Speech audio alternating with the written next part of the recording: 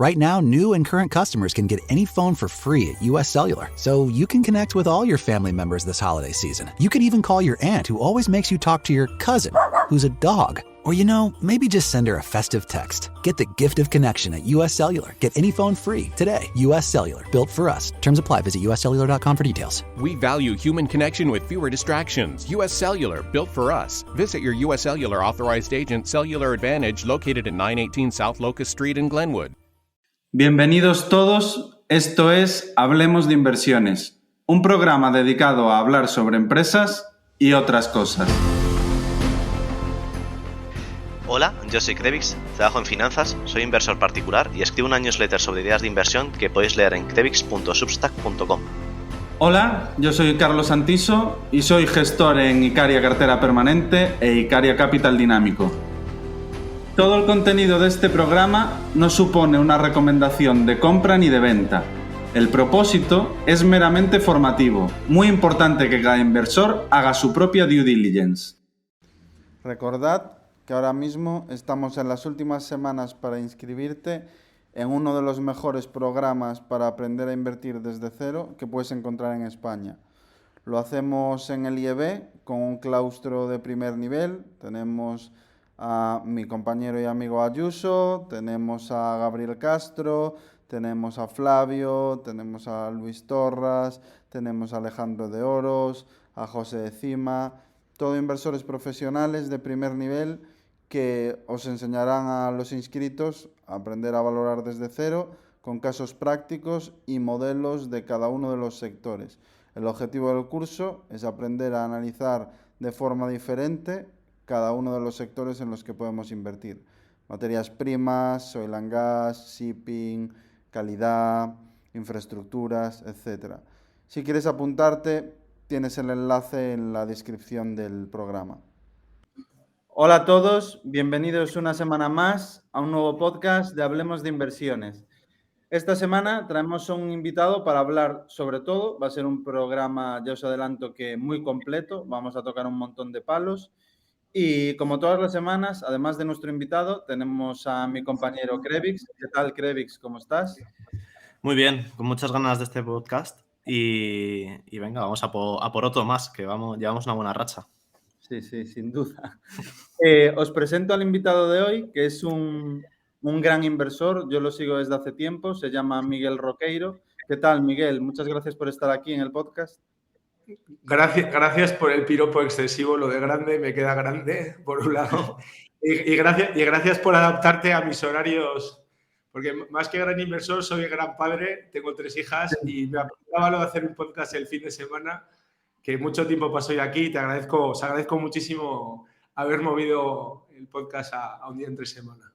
Nada, no te preocupes. Aquí en Galicia es festivo, aunque por nuestro trabajo ya sabes que eso no importa demasiado.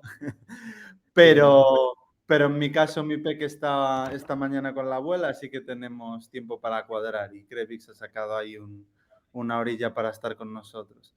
Así que vamos con ello. Bueno, Miguel, para todos esos oyentes que quieran conocerte un poco mejor, cuéntanos quién es Miguel Roqueiro. Bueno, yo he tenido la gran suerte de empezar en este mundo siendo becario. Es un mundo que es muy difícil entrar y mucha gente que me llama para entrar en este mundo, yo digo que es suerte. En mi caso, puramente es suerte, ¿no? Yo entré de becario en lo que era BBK Gestión, Kutxabank, y yo siempre repito lo mismo. Esto es como, perdonar el regionalismo, yo soy del Atleti, yo salí del Lezama, entonces yo para toda mi vida seré del Atleti, porque allí me enseñaron mucho, sobre todo. Es una mentalidad, mi mentor, que es un señor que no conoceréis, que se llama Chuchi Mardones, que es el mejor gestor que había en España, mejor que Paramés y demás. Y un gestor en el sentido amplio, porque este señor llevaba un fondo que era el BBK Bono, que le da sopas con ondas en su momento al Carmignac Securité. Este señor llevaba un fondo que era el BBK Dividendo, que le da sopas con ondas a otros fondos de equity. Y llevaba el plan de pensiones de BBK, que, bueno, las rentabilidades son espectaculares y sus excompañeros se lo agradecen, ¿no? Y me enseñó muchas cosas, ¿no? Al final, él y otros de mis compañeros, ¿no? A ver el mercado de una manera humilde, a tener claro que el mercado es el que tiene la razón y no tu ego. y a muchas más cosas, ¿no? Sobre todo decía que es un gran gestor, y lo he comparado con Paramés, que es otro gran gestor, pero es otra cosa, sino el entender el mercado como algo que es de múltiples activos, ¿no? Que es algo que yo creo que me ha dejado marcado. Y lo que más marcado me ha dejado de toda esa trayectoria es esa humildad, que se resume en lo que me dijeron el primer día que entraba yo, todo pipiolo por la puerta, y me dieron una expansión para leer. Creo que no he vuelto a abrir una expansión. Me dijeron, tú chaval, el chaval era... Tú, chaval, has venido aquí, no creas que acertar, has venido a no cagarla.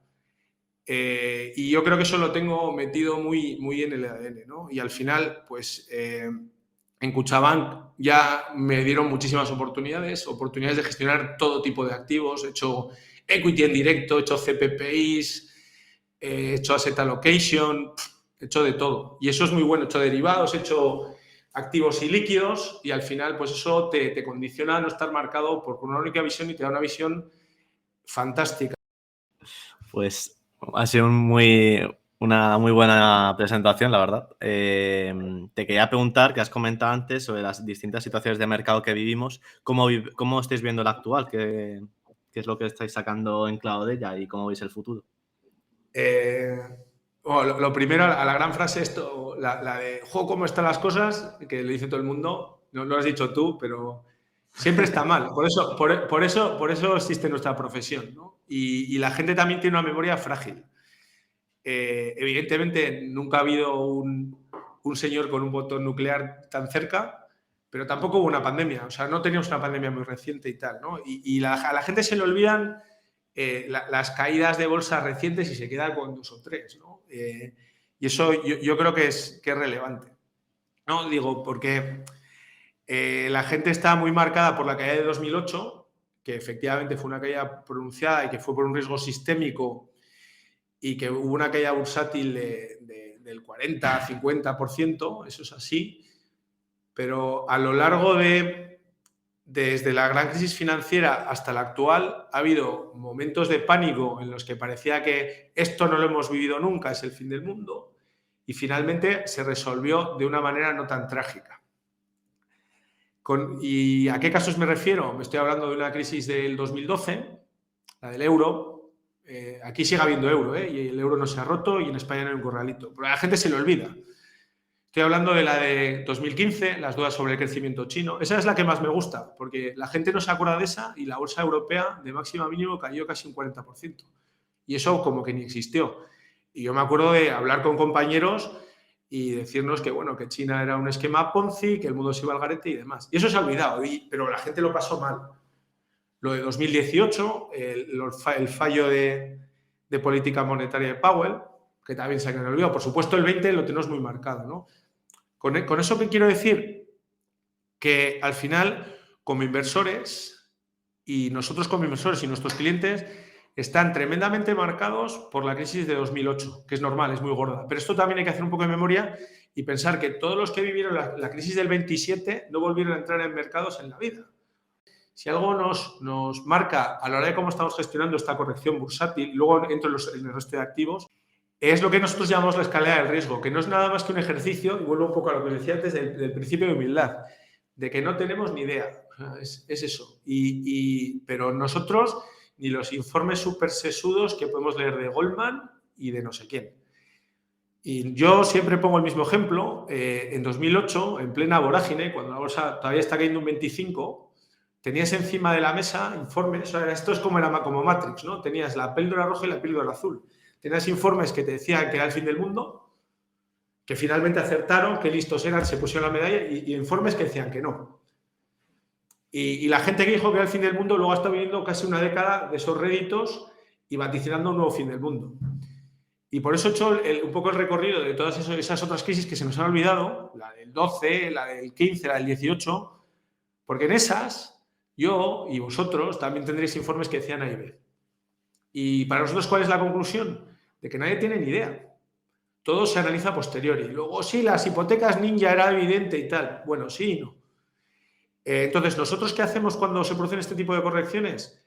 Ceñirnos a la estadística histórico de crisis bursátiles en Estados Unidos, en Europa y demás. Entonces, el análisis es muy fácil. Es muy fácil, no, es lo que ha pasado. En cuanto haya una corrección del 20, que es una corrección significativa de doble dígito, 2/3 partes del tiempo se acaba ahí. Es decir, cuando hay una corrección del 20%, estadísticamente es una buena decisión comprar. Punto. No, ¿qué tal? No, es el fin. Que sí, ahora y en cualquier momento. Entonces, nosotros cuando pasa eso, nosotros empezamos a comprar. Bueno, con la suerte de que, porque tenemos margen, luego si queréis entramos en eso. Empezamos a comprar y a partir de ahí, siendo conscientes de que esa crisis bursátil se puede acabar convirtiendo en una recesión, que es un poco en el punto en el que estamos, las correcciones ya pasan a ser de entre el 25, 30, 35%. Entonces, bajo esa premisa, nosotros lo único que hacemos es comprar esos niveles, comprar sistemáticamente, porque nos parece que es una buena decisión. Eso en cuanto a bolsa. Y la otra parte estructural es una construcción basada no en la diversificación, sino en la existencia de activos frágiles y antifrágiles, que esto no es nuestro, pero os decía antes que nosotros nos inspiramos mucho en gente que es mucho más lista que nosotros, ¿no? Y esto es de Taleb. Taleb lo que dice es que hay activos frágiles, que son los cíclicos, los que funcionan bien cuando la economía va bien. Lógicamente, uno es la renta variable, pero otro son las commodities y otro es el crédito, que es renta fija, pero es cíclico, y eso hay que tenerlo en cuenta. Y otros son los activos anticíclicos, los antifrágiles, que dice él. Y eso se cuentan con los deditos de la mano. Pues uno es el oro, que lo es, que depende. Luego esto es un análisis. Luego, ¿por qué funciona el oro? Pues esto es un tema que Carlos seguro que sabe mucho más que yo. Es el tema de los diferentes escenarios, el escenario de crecimiento, con inflación, sin inflación, todo esto. Pero el oro es un activo antifrágil. ¿Qué es un activo antifrágil? Es un activo que en un entorno que todo se va al garete, no solo no pierde dinero, sino que lo puede ganar. Uno es el oro, otros son los bonos gubernamentales de los sitios serios, es decir, un Estados Unidos y Alemania hasta que no tuvo tipos de interés negativos. Y luego hay un par de divisas, que son el dólar y el yen. Si os fijáis, de hecho, y esto viene vinculado a algo que hablábamos previamente. ¿Y el franco suizo no lo meterías? Taleb no lo metía. Él hablaba de estos cuatro. Luego hay otras cosas que sí son pinceladas, pero fijaros, nosotros, bueno, sobre eso, esa pregunta.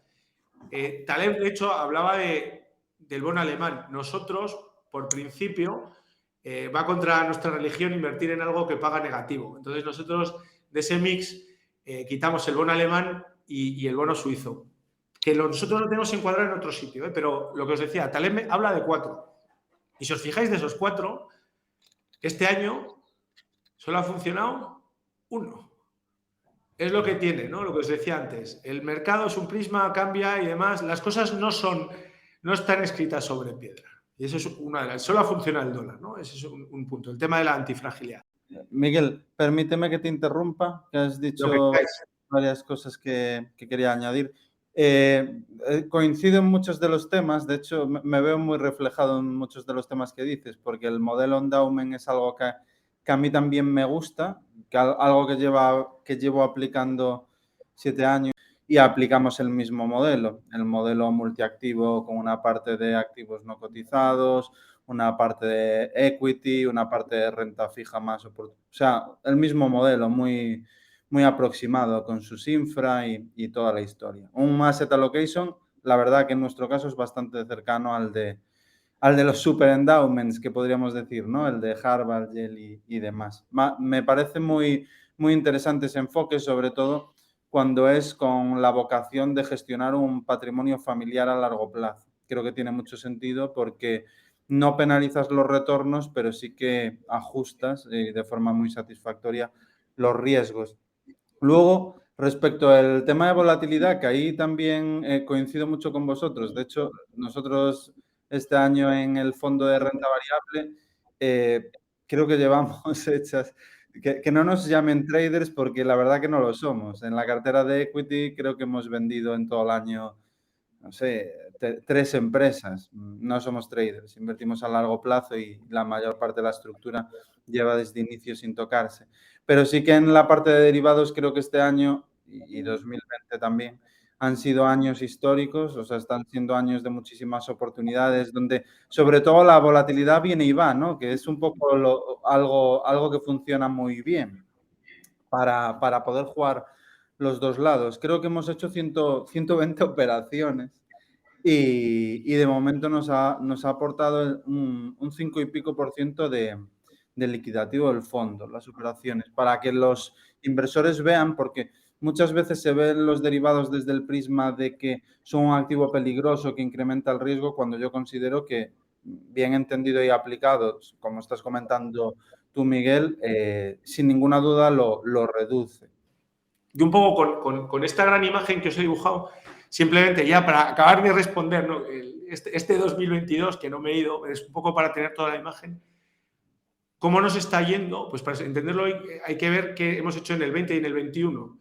En el 20, para nosotros es un año malo por la parte estructural, porque por lo que os he contado, pues ese deje hacia value, teníamos un deje hacia inflación y demás. Claro, cuando está ya la pandemia, nos pasa por encima.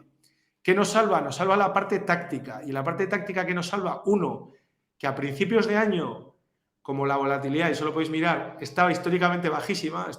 Quiero recordar que era un V-Stocks cercano al 10, pues nos hicimos una cobertura, porque era barato. Y esa cobertura nos salvó gran parte del golpe cuando estalla la pandemia. Eso es uno. Y luego, lo segundo que nos salvó fue la agilidad, que fue ese tema de la escalera de riesgo, de comprar de manera progresiva a lo largo de toda la caída. Y esto aquí, siempre digo lo mismo, nosotros, como os decía antes, llevamos un multifamily office y ya sabéis eso de cuando a ti lo sufrirás, Carlos, que cuando el cliente es tu dueño, la transparencia no es una opción, ¿no? Entonces nosotros hablamos mucho, pero también tenemos el principio de tratar igual a todos los clientes. Entonces, ¿cómo lo solucionamos? Lo solucionamos teniendo un blog muy activo en el que cantamos todo lo que hacemos. O sea, de hecho, hay gente que nos dice que nos copia porque hablamos demasiado. Eso está bien, no nos importa. Dicho eso, hay un artículo de marzo del 20 que se llama "Estábamos preparados para una riada y llegó un tsunami", en el que todo esto está escrito. O sea, no estoy haciendo la típica ventajista de ahora con todo pasado, sí, era evidente y compramos en el 20 y todo eso. Está escrito antes de que pasara, ¿no?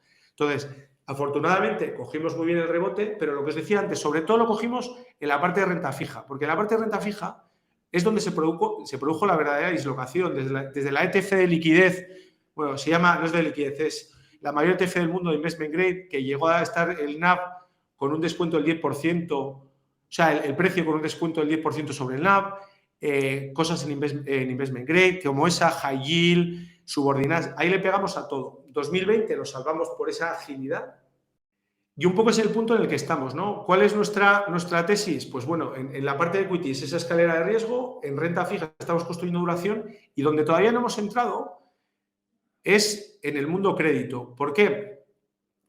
Porque, y ya veis que va largo, pero llego a donde queríais. Nuestra visión sobre este 2022, ¿no? Al final, nosotros contábamos una historia a los clientes que era el fantasma de las 3 Navidades, el famoso cuento.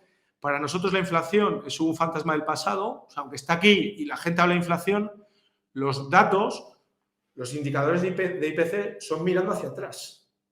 Entonces, la inflación es un problema que ya hemos vivido. Entonces, no es lo que nos preocupa. De hecho, nuestro escenario es que este año la inflación acaba siendo cercano a doble dígito. El año que viene será del 5 o 6% y a partir de ahí entraremos en un mundo de inflación más alta de la que hemos vivido en la década de 2010, pero similar a la que vivimos antes de la gran crisis financiera. Esa es un poco nuestra idea. Eso es el fantasma del pasado. El fantasma del presente es todo el miedo de la recesión que está ahí. Pero ¿cuál es nuestra visión? Que el mercado ya lo está cotizando. El mercado ya está cotizando, ahora lo está empezando a cotizar el punto de la recesión. Y digo ahora, ¿por qué? Porque nuestra lectura, hasta que las bolsas corregían un 15-20%, era que el efecto era por los tipos de interés. Toda la corrección inicial de este año en bolsa y en renta fija ha sido un reajuste mundial a la nueva realidad. ¿Y en qué nos basamos para eso?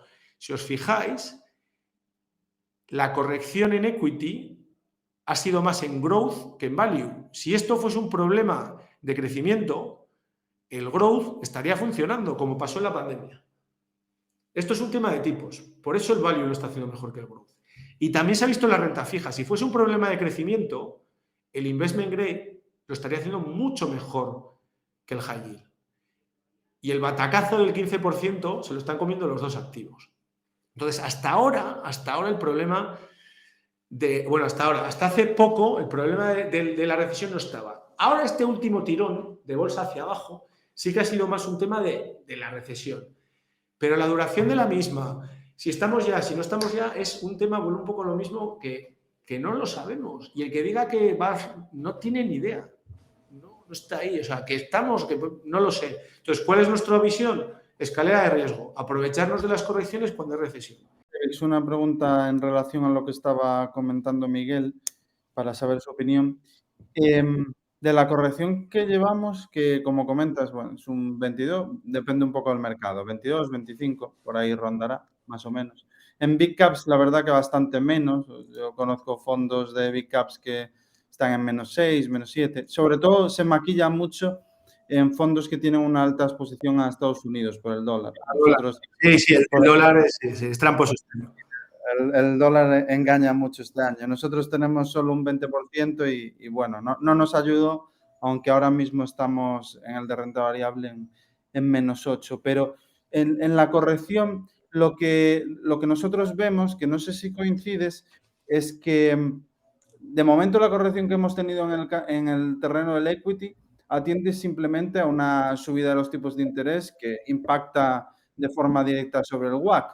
O sea, en muchos casos, los modelos de valoración que tenemos nosotros, antes de que empezara el año y ahora, el margen de seguridad es el mismo, porque como la situación de tipos ha cambiado y ha cambiado drásticamente y evidentemente no vamos a tener inflaciones como las que tenemos ahora, se normalizarán, pero tampoco creo que tengamos tipos como los que teníamos antes.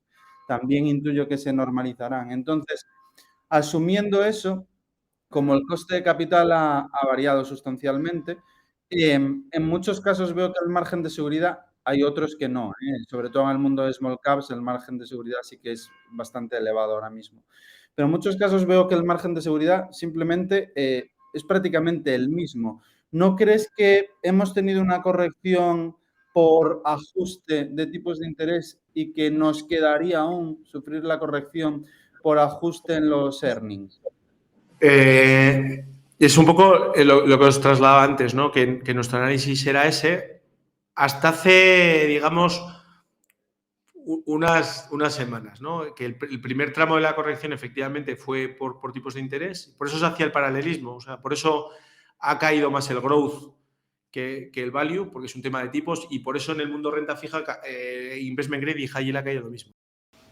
Perfecto. Miguel, yo te quería preguntar sobre dos activos que este año han tenido comportamientos que mucha gente no esperaba, otros sí, como son el oro y el Bitcoin. Entonces, quiero que me desarrolles un poco cuál es tu opinión o cómo ves ambos activos.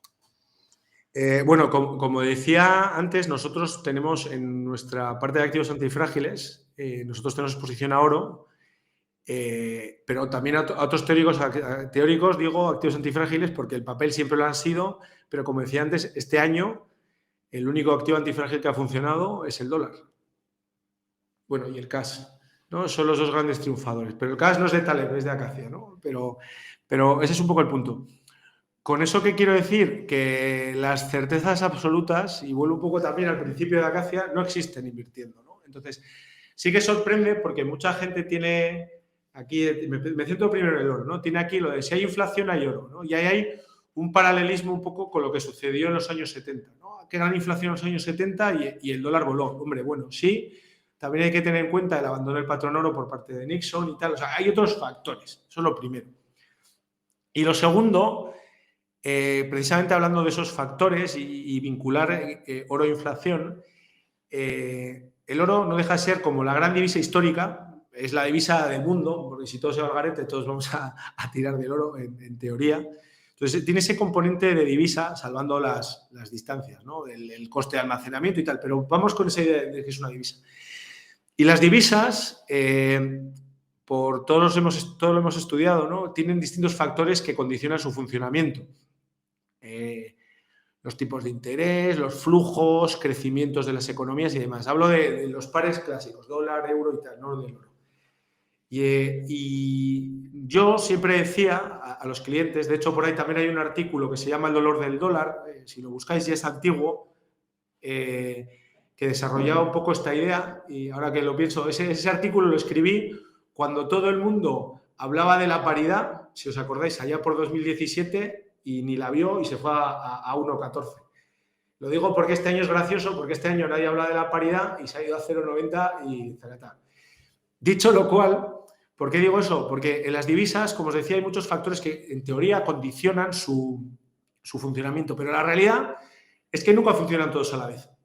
Hay uno que brilla en cada momento, ¿no? Un poco como esa idea que os decía, que el mercado es un prisma y que en cada momento hay una cara.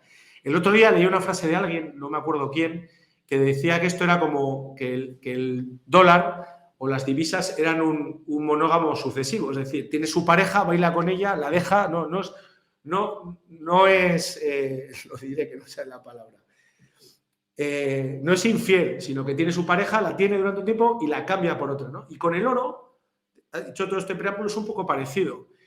El oro tiene distintos factores que le condicionan su funcionamiento. Uno es ser activo refugio cuando hay pánico, otro es la inflación, pero hay uno que yo creo que es su pareja más fiel, que son los tipos de interés reales, ¿no? Y entonces, que le influyen a la contra.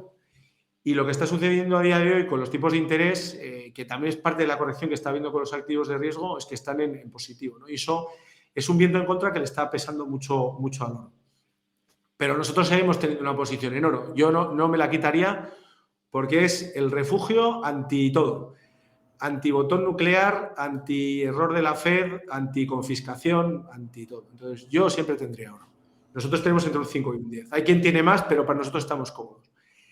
Y además, Miguel, respecto a eso, también puede ser después de un repunte muy fuerte y de que la inflación, como comentabas, es un tópico ya del pasado y que se puede suavizar ligeramente, también puede ser que los tipos hayan hecho techo, ¿no? Porque entiendo que con la situación de deuda que tienen ahora mismo todos los países a nivel mundial, desde luego que ellos están deseando que los tipos hagan techo.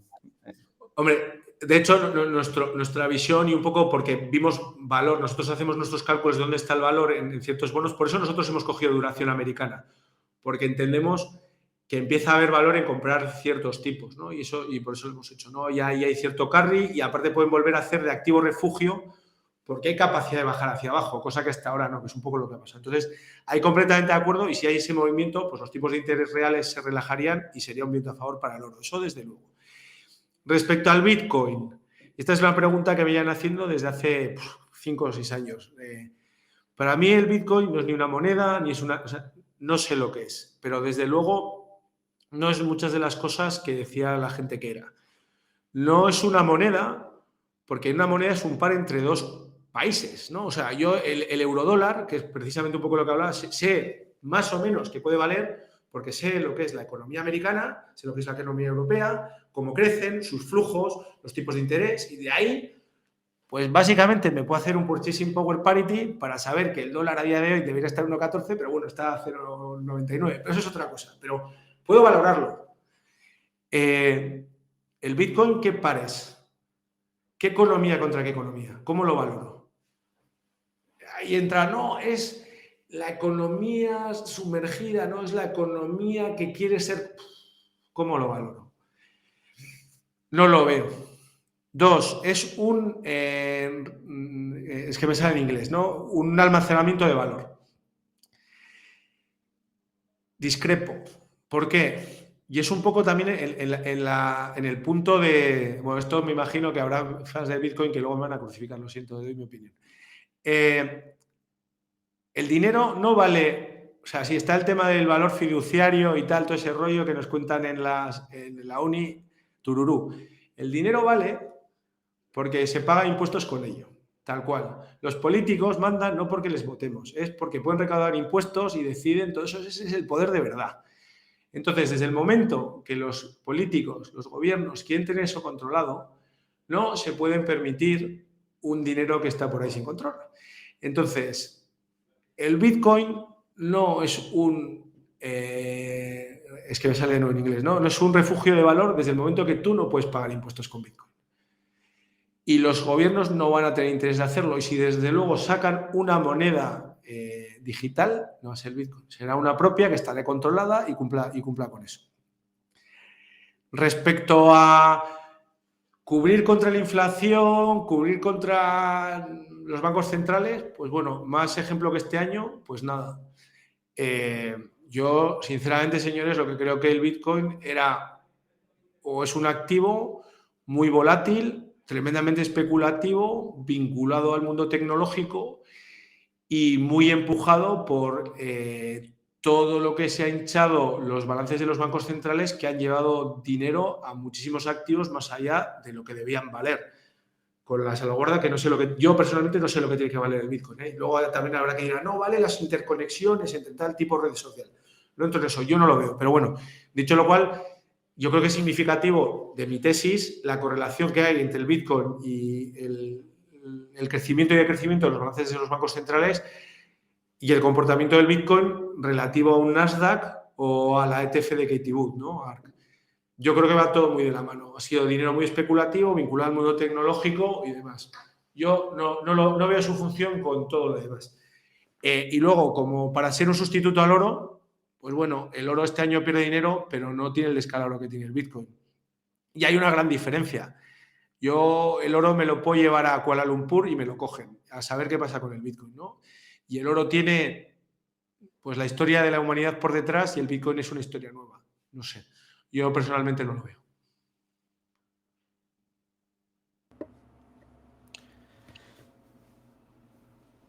Entendido, Miguel.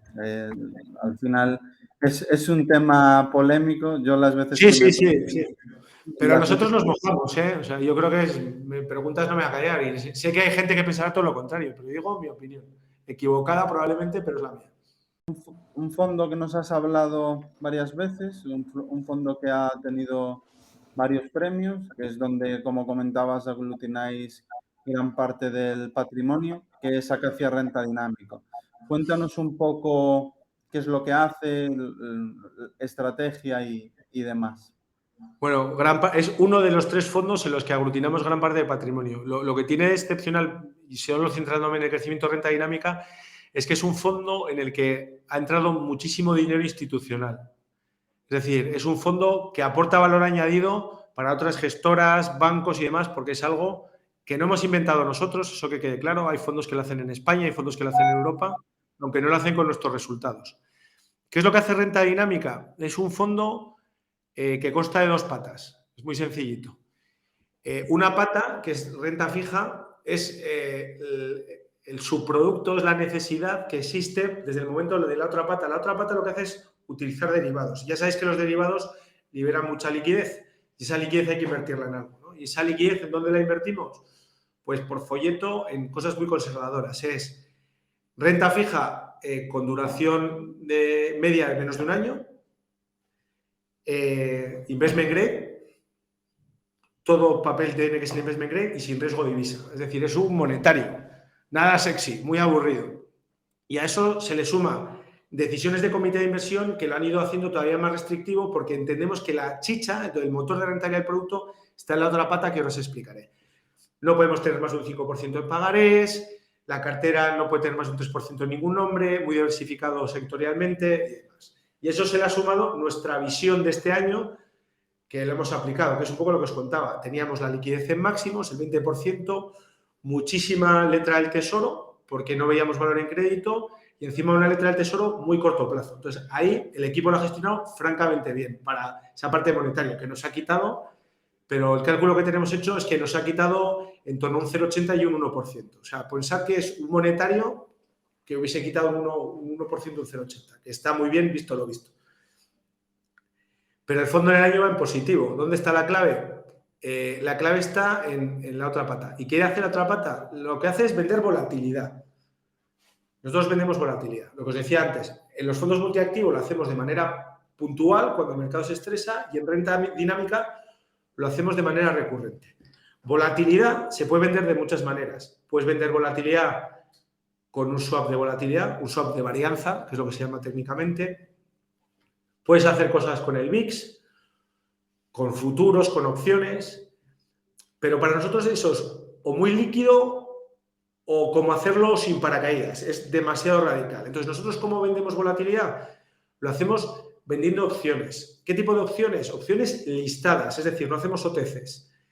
Opciones listadas sobre índices, no hacemos single names, no hacemos opciones de acciones sobre índices europeos, de nuevo sin riesgo de divisa. Y es lo que hacemos.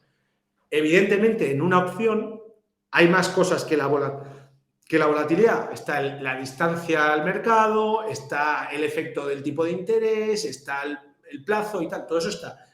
Pero lo que realmente marca el valor de la opción es la volatilidad. Y por eso la vega, que se le llama técnicamente. Entonces, simplificándolo al absurdo, ¿no? Como lo del fútbol, ¿no? 11 tíos persiguiendo un balón, pues simplificándolo al absurdo, este fondo vende bola de manera sistemática vendiendo opciones sobre índices listados. Pero aquí la clave, como decía, porque nosotros no hemos inventado esto es como si digo que tengo un fondo de equity, hay más gente que lo hace, hay más gente que vende volatilidad. ¿La clave en qué está? La clave está en que nosotros hemos desarrollado, un poco vuelve a lo mismo a la sistemática, desarrollamos un modelo que nos costó mucho hacerlo para poder testar nuestras tesis de inversión. Y esto es un poco al estilo de Ray Dalio. Ya sabéis que Ray Dalio no es un gestor quant, es un tío que tiene ideas y se las lanza a sus informáticos para que prueben si tiene sentido, ¿no? Pues nosotros es un poco lo mismo. Entonces nosotros tenemos tesis de inversión que somos capaces de lanzarle al modelo para testarlas. Y esto es importante, ¿por qué? Porque en Bloomberg no hay histórico de opciones y si alguna vez, si esta idea le gusta a alguien y va a una cámara de compensación a pedirle los precios, pues que se vaya rascando el bolsillo si es que tiene la suerte de que la tienen, porque incluso ni las cámaras de compensación lo tienen. Entonces nosotros desarrollamos un modelo para poder backtestear nuestras ideas. Que eso está muy bien, digo que está muy bien porque nos permite probar cosas y me río porque, como sabréis, en esta industria no hay backtest malo. Todos los backtests salen fantásticamente bien, pero si no los sacas, ¿no? Entonces, ¿cuál es la diferencia de nuestro producto? Que el backtest no hay, voy a usar un palabra técnico, no hay overfitting. No hemos hecho la típica de no hay feeling financiero y hago que sea todo perfecto y una línea recta. Para nada. Es ideas de inversión lanzadas ahí que si dan un resultado lógico, y eso no es ganar siempre, es ganar cuando crees que tienes que ganar, lo ejecutas. Entonces, eso está muy bien, pero la gran diferencia de nuestro producto es que nuestro producto tiene ya casi 12 años de vida, que se dice pronto, y en estos 12 años de vida, el fondo ha cumplido su objetivo de rentabilidad, que es letra más 2-3%. Como selector de fondos, y vosotros si también lo sois, no sé, que os pido que hagáis memoria a lo largo de vuestra carrera cuántos fondos os han presentado que iban a dar un objetivo y lo han cumplido y ya 12 años. Yo creo que los cuento así, con los deditos de la mano. Entonces, es algo que estamos muy orgullosos porque nos parece que es el síntoma de que el modelo está bien hecho en el sentido que es capaz de enfrentarse a situaciones que nunca han estado en el backtest, ¿no? Y eso yo creo que es importante. Y no solo eso, sino que no es el objetivo, pero es un fondo que ha conseguido todos y cada uno de los años naturales que lleva en vivo acabar en positivo. Que eso yo creo que también es significativo sobre la consistencia del producto. Hay fondos que tienen folletos mucho más molones, que dicen que hacen ventas, compras, tal, cajas, puntos, pero yo ahí tengo una frase que es: si es estúpido y funciona, no es estúpido. Nuestro fondo es sencillo, pero funciona. No hace falta complejidad. Y muchas veces en nuestra industria, parece que si no es raro y complejo, no es bueno. No es el caso. El fondo es muy consistente. Eso es uno. Dos, la preocupación por la liquidez. Una de las razones de tener una renta fija tan sencilla y no compleja es que el fondo sea muy líquido para crecer y para que salga dinero. Y dos, el hecho de tener opciones listadas, que no sean OTCs, no hacer swaps de volatilidad, hace que la parte de derivados también sea tan líquida como un futuro. Y eso es importante. Y la tercera cosa es que en nuestro modelo no hay intuición, no hay olfato. El olfato es previo de lanzar ideas al modelo, pero una vez que el modelo genera reglas, nos ceñimos a las reglas. Pum, pum, pum, pum, pum. Entonces, no hay la típica de yo tengo un modelo, de repente llega 2020, me acochino y pues justo este año lo voy a tocar. No, modelo. Pum, pum, pum, pum. ¿Dónde encajar este fondo? No es un fondo de retorno absoluto, huimos del término. El retorno absoluto es una idea de marketing que no compartimos, que es ganar siempre, porque nuestro fondo no gana siempre. Nuestro fondo es todoterreno, que lo va a hacer bien en un entorno lateral o en entornos moderadamente bajistas o alcistas. ¿Cuándo falla el fondo? Ante movimientos explosivos. Y eso hay que tenerlo claro. Sustituye la renta fija. Y ahí es donde nos la han comprado mucho institucional, que les ha ido muy bien este año, afortunadamente para todos. ¿Por qué se parece a la renta fija? ¿Qué es la renta fija? La renta fija es un papelito que te da un derecho a ir recibiendo un cupón que se va acumulando. Entonces, la renta fija va más o menos así hasta que hay un evento que sea o de crédito, o de liquidez, o de tipos, que es lo que ha pasado este año, que son drawdowns potentes. Y nuestro fondo es igual. Es un carry, que es el ingreso de la prima por la venta de las opciones, que se va acumulando, hasta cuando hay un evento que en este caso es externo, que es un evento del mercado de equity. Pero el perfil es muy parecido. De hecho, tenemos estudios que comparan nuestro fondo a un crossover y se veía que básicamente de inicio a fin da lo mismo, hasta este año, que ya nuestro fondo lo hace mucho mejor, y encima son complementarios, porque como los riesgos son diferentes, hay años que la renta fija lo hace mejor y nuestro fondo lo hace mal, y viceversa. ¿Qué es el caso de este año? Que por eso nos ha entrado mucho dinero de gente buscando sustitutos a la renta fija. Repito que en un año que la renta fija está cayendo 15%, nuestro fondo está en positivo. Entonces, esa es un poco la idea. Y ya por acabar, os decía antes que es la clave del producto, que es que en el problema está la solución, que es una frase así como muy enigmática, que también ya le llamamos el efecto muelle. Siguiendo con el paralelismo del mixto moderado, y más en este año, el mixto moderado, si en la bolsa cae como este año, un 25%, te va a capturar una cuarta parte y ya solo de bolsa, pues te vas a estar llevando pues un 7,5 o lo que sea. Más lo que te está quitando este año la renta fija. Entonces, el mixto moderado va a ir de la manita de lo que haga la bolsa. Es impepinable. Pues el motor de rentabilidad. ¿Qué pasa en renta dinámica? Que efectivamente, si vendemos opciones y la bolsa cae, nuestras opciones empiezan a entrar en dinero, vamos a estar perjudicados. Si la bolsa rebota, rebotaremos con ella, igual que el mixto moderado. ¿Cuál es la diferencia? Que si la bolsa cae y el estrés permanece, es decir, la gente está nerviosa y se quiere comprar opciones, lo que vamos a estar haciendo nosotros es vender opciones mucho más caras. Y entonces, en el problema, que es la caída de bolsa, que me va a afectar al fondo, que nos va a afectar, se genera la solución, que es poder vender opciones más caras, que nos va a permitir recuperar. Y desde el momento que estamos vendiendo opciones fuera del dinero, es decir, entre un 10, 15, 20% por debajo de los niveles de mercado, para que nos perjudique, tiene que haber caídas bastante potentes. Y que se produzcan 2 caídas potentes seguidas, solo se ha producido en 2008. Entonces, juntando todo esto, nos encontramos con un fondo muy consistente que sustituye al mixto moderado, que sustituye a la renta fija, o que se puede interpretar como un riesgo diferente. Es algo distinto a lo que tengo en carteras. Pues tengo bonos catástrofe, pues tengo renta dinámica, ¿no? Y al final, otra de las preguntas relevantes que nos dicen, pues vuestro fondo os ha ido bien o habéis captado mucho, porque claro, los tipos están muy bajos y era una alternativa. Ahora que suben, os va a perjudicar. Y la respuesta es no. Porque esto es letra más 2-3%. El 2-3% es una barca que va con la letra. Que suban los tipos, genial, vamos a dar más rentabilidad. Más un plus, más un spread, que es la recurrencia. Pues muy interesante la explicación, Miguel. La verdad que es un producto muy completo que tiene todo el sentido por esa liquidez que te permite tener los derivados para combinarla con la renta fija. O sea, el encaje está muy bien pensado. Y enhorabuena por los resultados, que desde luego es un fondo consistente. Y poco más, te agradezco el tiempo, las explicaciones que han sido muy profundas e interesantes. Hemos llegado a hora y 20. Ya sabéis, los oyentes, que esta temporada intentamos hacer los podcasts más o menos de esta duración. Y contamos contigo para que vengas la temporada que viene, Miguel. Será un placer. Mis hijas estarán más creciditas, será más fácil. Mil gracias. Siento, ya os he dicho que si me dais carrete no paro. O sea, siento no haberos dejado mucho margen a preguntar. Me he quedado con las ganas de que sea más una charla que un discurso. Pero bueno, no, es superior a mí. Me gusta demasiado lo que hago. Sí, nada, no te preocupes, que a nosotros nos pasa igual. Pues muchas gracias a todos por estar ahí una semana más. Recordar que si os gusta el contenido que hacemos todas las semanas, vuestro like ayuda a que llegue a más gente. Y sin más, nos vemos la semana que viene. Espero que tengáis todos un buen fin de semana y Un abrazo a todos. Hasta luego. Un saludo. Muchas gracias. The holidays start here at Baker's with a variety of options to celebrate traditions old and new.